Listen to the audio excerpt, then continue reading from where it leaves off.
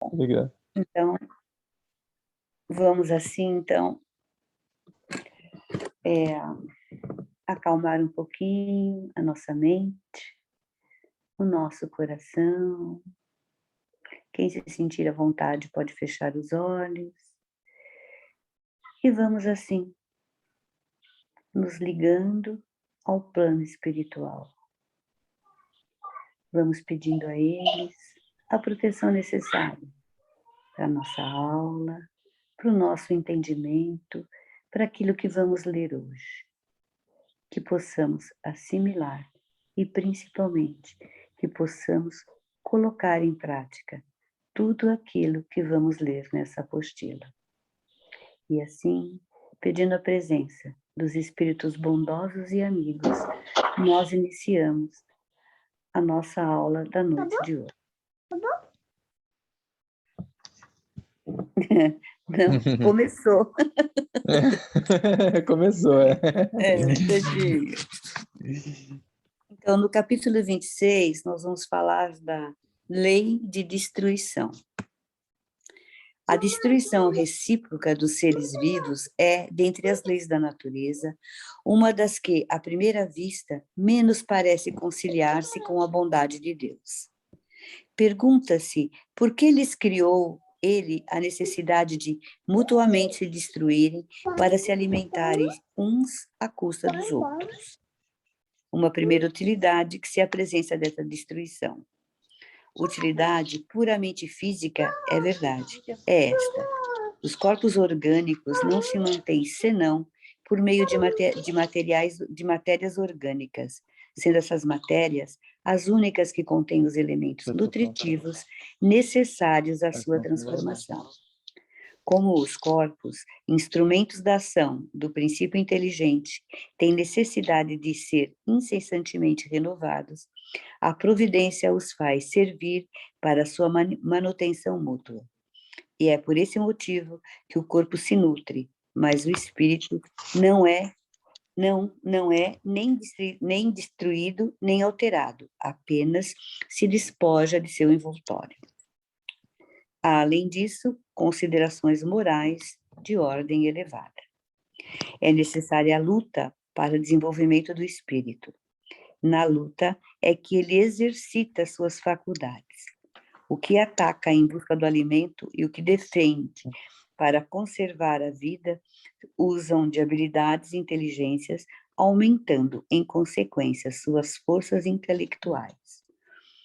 Um dos dois sucumbe, mas, na realidade, que foi o que é mais forte ou o que mais destroçou dentro o mais fraco. A veste da carne, nada mais ulteriormente. O espírito que não morre tomará outra. Isso está na Gênesis, no capítulo 3. Nos seres inferiores da criação, naqueles a quem ainda falta o senso de moral, em quais a inteligência ainda não substitui o instinto, a luta não pode ter por móvel senão a satisfação de uma necessidade material. Ora, uma das mais imperiosas dessas necessidades é a da alimentação. Eles, pois, lutam unicamente para viver, isto é, para fazer ou defender uma presa, visto que nenhum móvel mais elevado os poderia estimular. É nesse primeiro período que a alma se elabora e ensaia para a vida. Sob outro prisma, ao se destruírem uns aos outros pela necessidade de se alimentarem, os seres infra-humanos mantêm o equilíbrio na reprodução e impedindo-lhes de tornar-se excessivamente, contribuindo ainda com seus desejos para uma infinidade de aplicações úteis à humanidade. Restringindo o exame dessa questão apenas ao procedimento do homem, que é o que mais nos interessa, aprendemos com a doutrina espírita que a matança de animais, bárbara sem dúvida, foi e será por mais algum tempo necessária aqui na Terra, devido às suas grosserias condições da existência. À medida, porém, que os homens se depuram, sobrepondo o espírito à matéria, o uso de alimentação carnívora será cada vez menor, até desaparecer definitivamente, qual se verifica nos mundos mais elevados que o nosso. Aprendemos mais que, em seu estado atual, o homem só é escusado de responsabilidade dessa destruição na medida em que tenha que prover ao seu sustento e garantir a sua segurança. Fora disso, quando, por exemplo, se empenha em caçadas pelo simples prazer de destruir, ou em esportes mortíferos, como as touradas, o tiro dos pombos, etc., terá de prestar contas a Deus por esse abuso que revela, aliás, predominância dos maus instintos. Então, a gente é uma lei, né, que a gente está vendo hoje, a lei de destruição, e até para a gente pode causar um pensamento como lei de destruição, né? É uma lei natural, é uma lei divina, e por que que existe? A gente, no decorrer hoje, na leitura, a gente vai ver, entender um pouquinho mais sobre a lei de destruição, que ela é necessária, ela foi necessária, né? Aí a gente vê, né, pensando no começo, como se a gente nos, né, destruía um destruía o outro, mas era pela manutenção, né, da sobrevivência.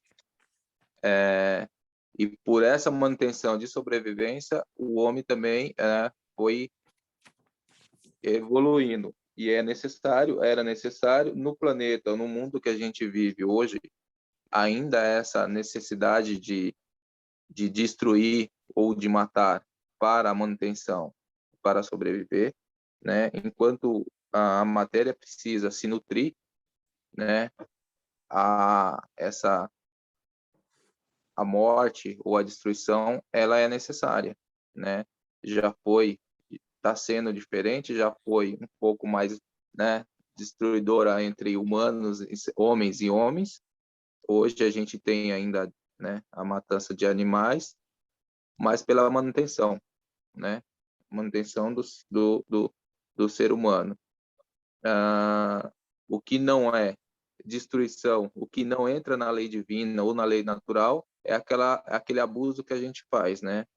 De matar ou destruir por prazer, ou matar e destruir sem uma causa, sem a necessidade, né? Então, essa não é na lei, isso é um abuso, isso não entra na lei de natural ou nas leis divinas, né? Então, essa lei de destruição, esse abuso que a gente comete, né, dos recursos de destruir, né, sem uma finalidade, sem a manutenção da existência, aí é um abuso, né? Isso não cabe dentro da lei de destruição.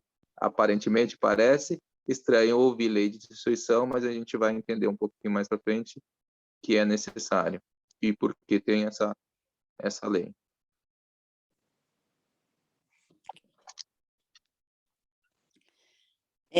Na realidade, são elas que nos impulsionam, né? São essas leis que nos empurram para frente, né? Bom,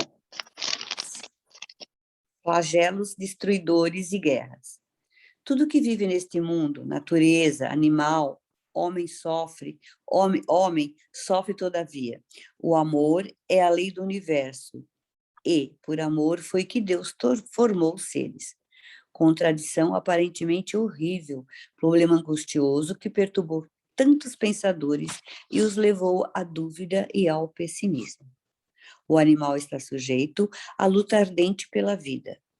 Entre as ervas do prado, as folhas e as ramarias dos bosques, nos ares, no seio das águas, por toda a parte desenrolam-se dramas ignorados. Quanto à humanidade, sua história não é mais que um longo martirológico. Através dos tempos, por cima dos séculos, rola a triste epopeia dos sofrimentos humanos. A dor segue todos os nossos passos, espreita-nos em todas as voltas do caminho, e diante desta esfinge que o fita com seu olhar estranho, o homem faz a eterna pergunta: por que existe dor? Fundamentalmente considerada, a dor é uma lei de equilíbrio e educação. Nesse sentido, os flagelos destruidores são permitidos por Deus para que a humanidade possa progredir mais depressa. Isso está no Livro dos Espíritos, na questão 737. Aliás, a palavra flagelo geralmente é interpretada como algo prejudicial, quando, na realidade, representa o meio pelo qual as transformações necessárias ao progresso humano se realizam mais rapidamente. É bem verdade que existem outros processos menos rigorosos para fazerem os homens progredirem, né? Deus os emprega todos os dias, pois deu a cada um os meios de progredir pelo conhecimento do bem e do mal. O homem, porém, não se aproveita desses meios necessários. Portanto, se torna que seja castigado em seu orgulho e que se faça sentir a sua fraqueza. Isso também está no Livro dos Espíritos, na questão 738. E com o abatimento do orgulho, a humanidade se transforma, como já se transformou noutras épocas. A cada transformação se assinala por uma crise que é, para o gênero humano, o que são para os indivíduos as crises de crescimento, aquelas que tornam muitas vezes penosas, dolorosas e arrebatam consigo as gerações e as instituições, mas são sempre seguidas de uma fase de progresso material e moral. Quando os flagelos naturais, tais como os cataclismos, enchentes, fomes, epidemias de doenças e de pragas em plantações, a seca, os terremotos, os maremotos, as erupções vulcânicas, os ciclones, etc., se abatem sobre a humanidade, muitos se revoltam contra Deus, perdendo oportunidades valiosas de compreender o significado de tais acontecimentos. A lei do karma, ou de causa e efeito, exerce sua influência inelutável, não só sobre os homens individualmente, como também sobre os grupos sociais.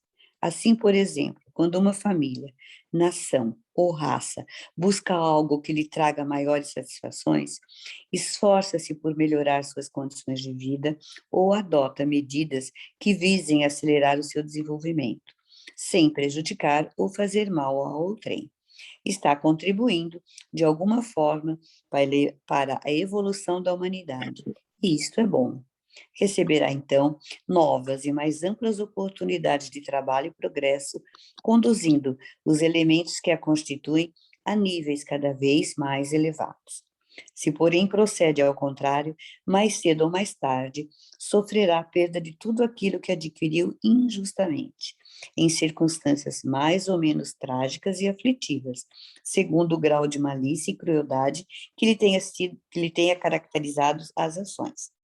É assim que mais tarde, em outras existências planetárias, são chamados as expiações coletivas ou individuais sob a forma de flagelo destruidores.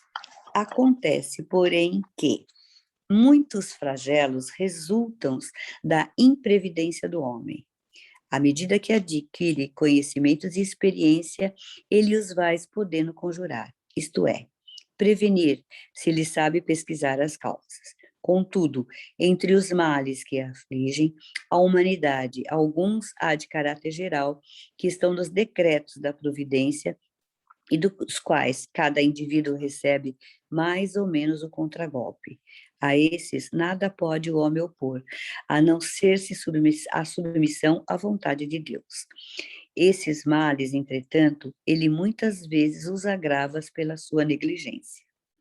Na primeira linha dos flagelos destruidores naturais e independentes do homem, devem ser colocados a peste, a fome, as inundações, as intempéries fatais às produções da terra. Isso também está no Livro dos Espíritos, na questão 741. Enfrentando esses flagelos, o homem é impulsionado por força da necessidade, buscando soluções para se liberar do mal que o ataca. É por isso que a dor torna-se um processo, um meio de equilíbrio e educação, como assinalamos acima. Mesmo as guerras, que nada mais representam do que a predominância da natureza animal sobre a natureza espiritual e transbordamento de paixões. Isso está também no Livro dos Espíritos, na questão 742. Geram a liberdade e o progresso da humanidade.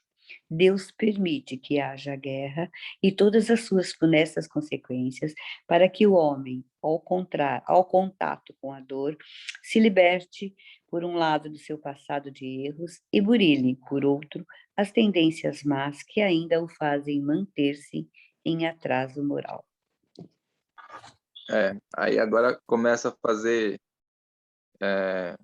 um pouco mais sentido, né, essa lei de destruição, para a gente pensar, né, quando a gente vê a natureza, quando a gente tem terremoto, tufão, tem, né, as erupções, o que a gente está vivendo, uma pandemia, tudo isso é oportunidade, né, que a gente tem de estudar, de descobrir que existem outras maneiras de resolver, de fazer, né? Há outros conhecimentos, né?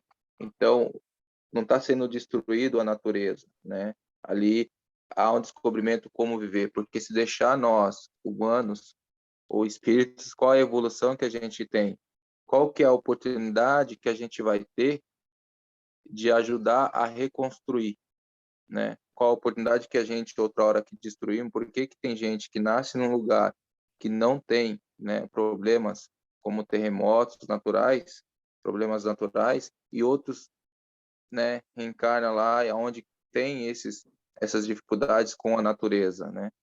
É uma oportunidade de se mexer, de aprender, de conhecer, porque tem pessoas que não nasceram, não estão lá, mas vão para lá para descobrir, ajudar, né? E a oportunidade de quem está de a construir ou reconstruir e ajudar outrora que outra encarnação, reencarnação, né? Participou de alguma destruição, né? De uma desconstrução. Se a gente pensar moralmente, né? Quantos são, né?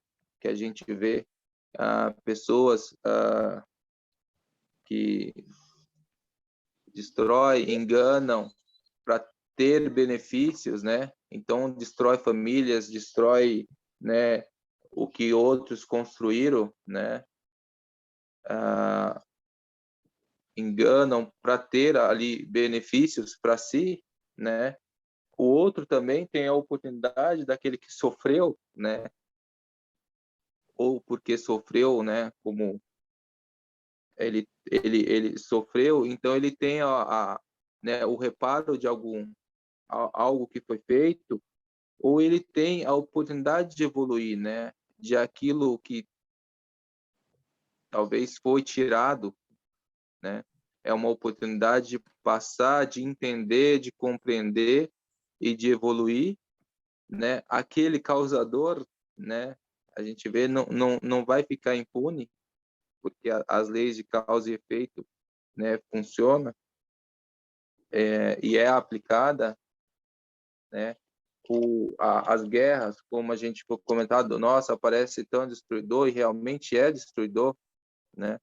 Deixa, mas o que sobra além da destruição depois de uma guerra? Sobra a discussão, né? O quanto tempo se discute quem estava errado depois que passa e tenta entender quem estava errado, quem está mais certo, o que se pode fazer para que não ocorra de novo, né? Então, além do rastro de destruição, o que deixa? O que ficou? Né? Ficou a discussão, ficou a vontade de entender, de compreender o que ficou, o porquê que aconteceu, né? Então, a dor, né, ela vai trazendo, e em todos os sentidos que a gente viu, trazendo para não para aquele equilíbrio, né? Porque se existe a dor é porque algo ficou fora ou algo precisa ser feito para que se restabeleça, né, o equilíbrio, para que se aprenda a compreender, né? Aí é aprender pelo bem ou pelo mal. Então aí a dor ao desequilíbrio e aí quando chega a dor para ter aquele novo equilíbrio. Então é onde entra a lei de destruição. Tá certo, né? E assim, quando acontece esses tipos de flagelo, essas coisas, é um enorme passo, né, que a gente dá a caminho da evolução, né? Porque às vezes o que levaria-se séculos para acontecer, quando acontece uma coisa dessa, em anos a gente progride e vai para frente, porque quando acontecem os flagelos, as pessoas se tornam melhores para se ajudar um ao outro, né? Quando uma cidade é destruída, todo mundo se junta para construir novamente, e aí vem o progresso, vem coisas novas, coisas diferentes, sabe? É a mesma coisa de que quando a gente faz uma reforma na casa da gente, né?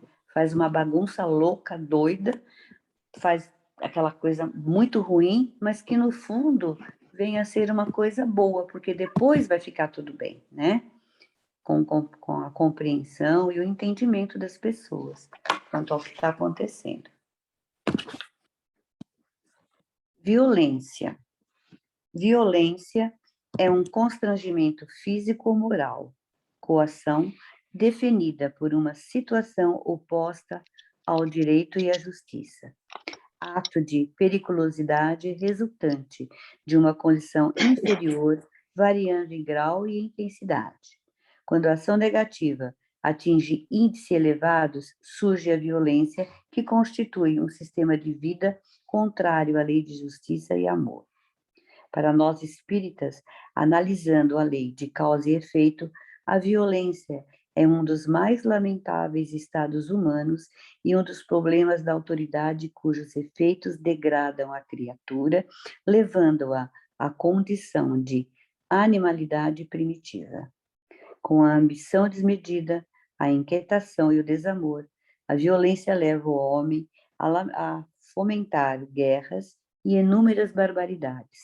Assim vemos crimes incontáveis sendo praticados em nome da liberdade. Homens reduzidos a seres desprezíveis no apartheid, quer dizer, nas discriminações das raças, né?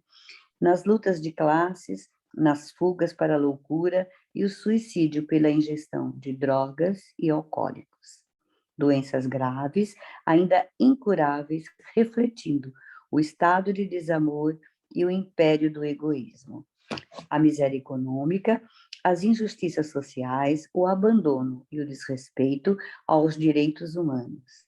Guerras intermináveis entre as nações, entre os povos da mesma nacionalidade, eclode como consequência de ambição materiais, crises sociais e religiosas.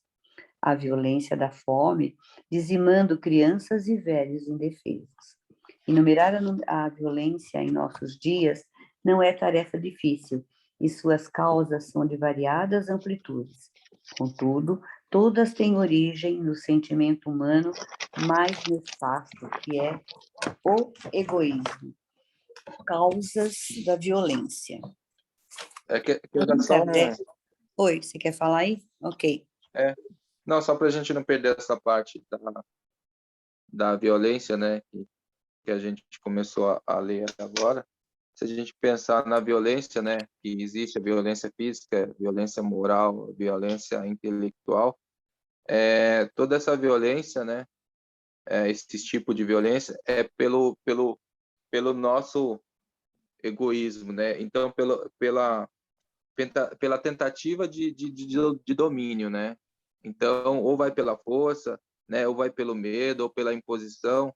Tudo isso é meio contrário às leis divinas, né? Que sempre nos coloca em liberdade, né? Então, se faz guerra, se faz isso em nome de liberdade, até de religião, e sempre essa violência é gerada pelo domínio, por querer dominar, né? E não pela liberdade. Então, é sempre contrário às leis divinas que vêm, né? Sempre nos dando liberdade, nos tornando livres e um ajudando o outro e dominando, né? Então a gente vê que esse domínio, essa violência de várias formas é colocada, né? Física, moral, intelectual, simplesmente pelo domínio, né? Pela questão de dominar. Certo. Causas da violência. Allan Kardec, no Livro dos Espíritos, na questão 913, nos mostra o egoísmo como o vício mais radical, incompatível com a justiça, o amor e a caridade. Sendo o egoísmo inerente à espécie humana, não será ele o obstáculo permanente ao reino do bem absoluto sobre a Terra? É ele estranha a pergunta. É certo que o egoísmo é o vosso mal maior, mas ele se liga aos espíritos encarnados na Terra e não à humanidade em si mesma. Isso também está no Livro dos Espíritos, na questão 915. Qual é o meio de se destruir o egoísmo? De todas as imperfeições humanas, a mais difícil de se desenraizar é o egoísmo, porque se liga à influência da matéria, da qual o homem, ainda muito próximo de sua origem, não pode libertar-se. Tudo concorre para entreter essa influência, suas leis, sua organização social, sua educação. Isso está no Livro dos Espíritos, na questão 917. Como causas da violência, segundo as instruções dos espíritos superiores, estão o orgulho, a ambição, a cupidez, a inveja, o ciúme e todos os vícios morais engendrados pelo egoísmo que perturba as relações sociais, provoca dissensões, destrói a confiança, levando o indivíduo a atitudes de revide e insensatez. É o egoísmo, fonte de todos os males da humanidade, que leva o homem a agir, contrariando a lei divina ou natural, gerando lutas e conflitos no meio social e familiar. Meios de combate à violência. Os reajustes devem partir de cada um de nós, de nossas famílias e do meio social em que vivemos. Vamos analisar algumas atitudes e posicionamentos que podemos tomar ajudando a combater a violência. Trabalhando pela harmonia e a paz em nossos relacionamentos sociais. Não julgando, nem provocando divisões discriminatórias. Não provocando escândalos ou maledicências. Conciliando discórdias e desavenças entre familiares ou amigos nos maus entendidos comuns, buscando na prece e na meditação serena a renovação das forças e as disposições para o bem, amando e perdoando incondicionalmente. Caminhamos todos nós rumo à perfeição. Somos filhos de Deus e temos tido as mesmas oportunidades de redenção segundo o nosso estágio evolutivo. Por que nos violentarmos e ao nosso próximo? Isso já é meio que uma cartilhazinha, né? Então, coloca para a gente as causas, né? O que pode levar, e isso mostra muito, né?